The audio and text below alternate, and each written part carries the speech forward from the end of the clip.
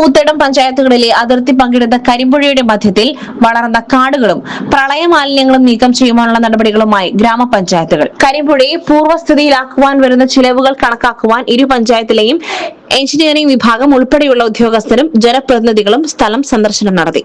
10 വർഷത്തോളമായി കരിമ്പുഴയുടെ മധ്യത്തിൽ കാട് വളരുവാൻ തുടങ്ങിയിട്ട് ഇപ്പോൾ സംരക്ഷിത വനത്തിന് സമാനമായ അവസ്ഥയിലാണ്. മുളംകൂട്ടം ഉൾപ്പെടെയുള്ള കാടുകൾ പുഴ മധ്യത്തിൽ വളർന്നിട്ടുണ്ട്. 2019 പ്രളയത്തിൽ ഇവിടെയുള്ള കാടുകളിൽ വന്നടിഞ്ഞ ചെളിയും മറ്റും കാടുകൾ കൂടുതൽ വളരുവാൻ കാരണമായി.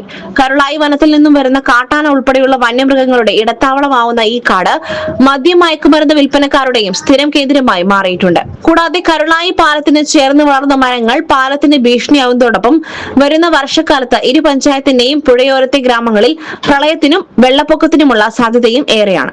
ഒരാൾക്ക് മുകളിൽ ഉയരത്തിലാണ് ഇപ്പോൾ പുഴയിൽ മണ്ണ് വന്നടിഞ്ഞിട്ടുള്ളത്. ഇവയെല്ലാം പരിഗണിച്ചാണ് പുഴ മധ്യത്തിലെ കാടും പ്രളയ മാലിന്യങ്ങളും നീക്കം ചെയ്യുവാനുള്ള ആവശ്യവുമായി ഇരു പഞ്ചായത്തുകളും രംഗത്ത് വന്നത്.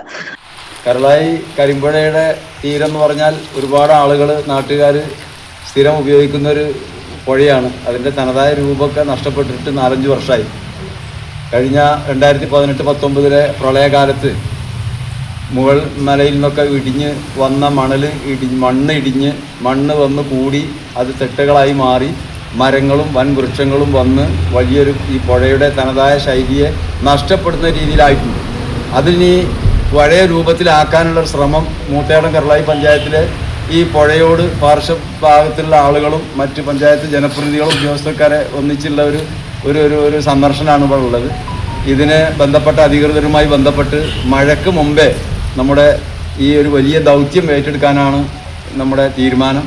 ആ തീരുമാനത്തിൽ നാട്ടുകാരുടെ സഹകരണമുണ്ട്, ജനപ്രതിനിധികളുടെയും ഭരണസമിതിയുടെയും ഒക്കെ സഹകരണങ്ങളുണ്ട്. അത് നേരിട്ട് കണ്ട് ബോധ്യപ്പെടുത്താനും ആവശ്യമായ സാങ്കേതിക കാര്യങ്ങൾ തീരുമാനിക്കാനുമാണ് സ്ഥലം സന്ദർശിച്ചത്.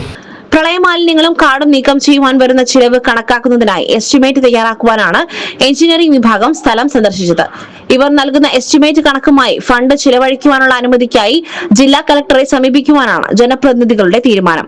Moothedam grama panchayat president T K Hafsath, Karulai grama panchayat president K P Sheeja, vice president E K Usman, T P Siddique, T G Raju, Saleem Mundodan, Karulai panchayat secretary Muhammad Shafi, Moothedam panchayat secretary D Naushad Ali എന്നിവരുടെ നേതൃത്വത്തിലാണ് സംഘം പുഴ സന്ദർശിച്ചത്. Gold, pure gold. Group Nilambur.